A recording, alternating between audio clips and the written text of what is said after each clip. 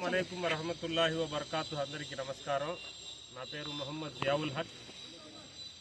నిన్న నెల్లూరు నగరకు సంబంధించిన జామియా మసీదు సర్వే నంబర్ 117, 118, 119, 120 ఈ సర్వే నంబర్లలో ఏదైతే గెజిట్ ప్రకారము 16.5 ఎకరా ఉంది, అయితే వక్ఫ్ బోర్డు అధికారులు 14.5 ఎకరా చూపిస్తున్నారు.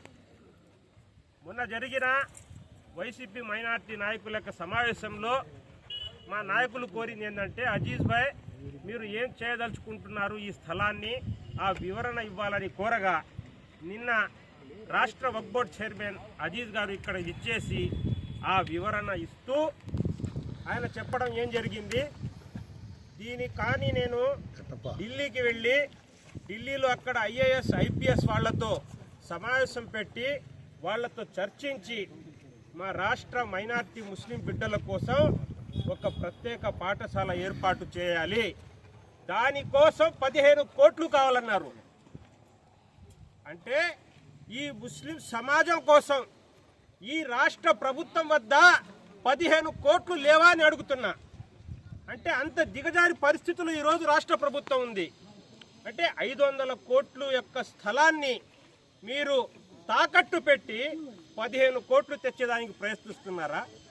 మీ తెలివి ఏమైందో అర్థం కావడం లేదు.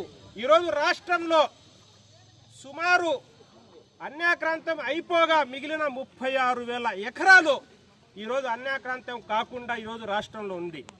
మళ్ళీ కొన్ని వేల కోట్ల ఆస్తులు ఉంటే 15 కోట్ల కోసం మీరు ఇంత దిగజారడం చాలా బాధాకరంగా ఉంది. మరి మీ మాట నిజంగా మేము నమ్మే పరిస్థితిలో ఉంటే నిన్న మీ సమావేశంలో మీరు చేస్తున్న మీడియా సమావేశంలోనే మీ పార్టీ నాయకులు గొడవకు దిగజడం ఎంత అన్యాయంగా నిన్న చూసామంటే చాలా బాధ వేసింది. ఒక నాయకుడు అడుగుతున్నాడు, మీ పార్టీ నాయకుడు, అయ్యా మాకు 3 ఎకరాలు శ్మశానానికి కావాలంటే దాన్ని గొడవ చేయడం, మీ పక్కన వాళ్ళు దానితో వాదనలు దిగడం ఎంత దుర్మార్గంగా చేస్తున్నారంటే, కనీసం ముస్లింల స్థలానికి మీరు ఆ యొక్క 13.5 ఎకరా లేకపోతే 16.5 ఎకరాలు 3 ఎకరాలు శ్మశానాన్ని కేటాయించేదానికి మీకు ఎవరు అభ్యంతరం చెప్తున్నారో అర్థం కావడం లేదు. ఏదైతే పార్లమెంట్లో వక్ఫ్ బోర్డ్ అమెండ్మెంట్ యాక్ట్ని సమర్థించిన వ్యక్తి ఈ రాష్ట్ర ముఖ్యమంత్రి చంద్రబాబు నాయుడు గారు, ఆయన మీకు ఏమైనా ఈ దానికి అభ్యంతరం చెప్పారని అడుగుతున్నా. లేకపోతే మన రాష్ట్ర ప్రధానమంత్రి మోడీ గారు ఈ యొక్క స్థలంలో 3 ఎకరాలు శ్మశానానికి ఇవ్వకూడదని మీకు చెప్పారని అడుగుతున్నా.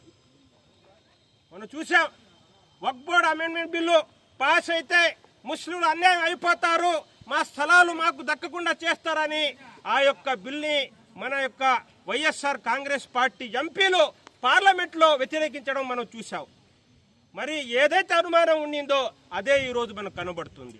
మా స్థలాలు మాకు దూరం చేయడం, మా స్థలాన్ని మా నుంచి లాక్కోవడం, ఇది ఎంతవరకు సమంజసం? మీరు ఇంకో విషయం కూడా చెప్పారు, ఏదైతే రాష్ట్రంలో అన్యాక్రాంతమైన భూముల్లో నేను పుట్టక ముందు నుంచి కోర్టుల్లో కేసులు జరుగుతున్నాయని నిన్న అజీజ్ గారు చెప్పడం జరిగింది. దాంట్లో ప్రత్యేకంగా కొన్ని కేసుల్లో 5 లక్షలు లాయర్లకు ఇచ్చి మేము వాదిస్తున్నామని మీరు చెప్పడం జరిగింది. అయ్యా, మీ యొక్క నియోజకవర్గంలో, మీ యొక్క జిల్లాలో గతంలో డీమార్ట్ వద్ద 8 ఎకరాల 77 సెంట్లు రాష్ట్ర హైకోర్టు ద్వారా స్టే తెచ్చి ఈ రోజు దాకా 4 సంవత్సరాలు అవుతుంటే కూడా మీరు వక్ఫ్ బోర్డు అయ్యి సంవత్సరం దాటుతున్నా కూడా ఈ రోజు వరకు కూడా వక్ఫ్ బోర్డు అధికారులు ఆ యొక్క కేసులో కౌంటర్ ఫైల్ దాఖలు చేయలేదు.